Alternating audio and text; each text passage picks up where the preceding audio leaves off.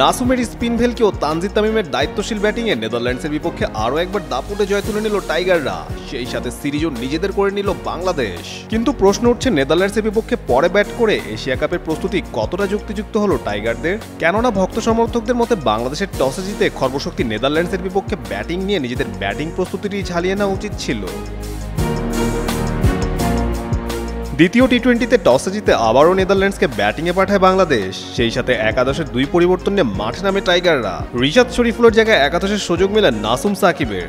নাসুমও একাদশের সুযোগ পেয়ে করলেন বাজিমাত। তৃতীয় ওভারে বোলিং করতে এসে নেদারল্যান্ডস শিবিরে জোড়া আঘাত আনেন স্পিনার নাসুম আহমেদ।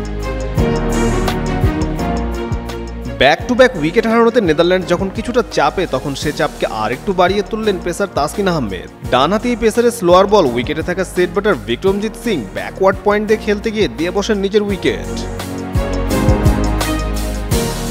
নেদারল্যান্ডস কাপ্তান এডওয়ার্ডসও উইকেটে বেশিক্ষণ টিকতে পারেননি। 10ম ওভারে সাইফ হাসানের রান আউট ও সাকিবের বোলিং তাণ্ডবে নেদারল্যান্ডস অনেকটাই দিশেহারা হয়ে পড়ে। 10 ওভার শেষে নেদারল্যান্ডসের স্কোর দাঁড়ায় 62, 6 উইকেট হারিয়ে।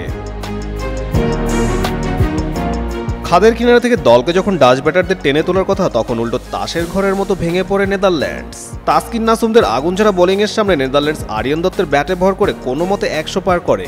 শেষে বাংলাদেশের জন্য টার্গেট দাঁড়ায় 104 রানের।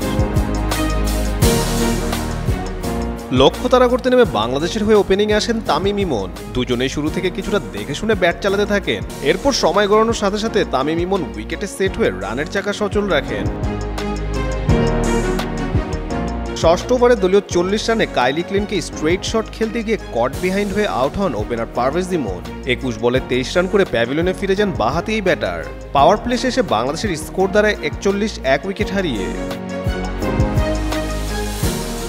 ওপেনার ইমন আউট হলেও আরেক ওপেনার তানজিদ তামিম দায়িত্বশীল ব্যাটিং করে দলকে জয়ের পথেই রাখেন।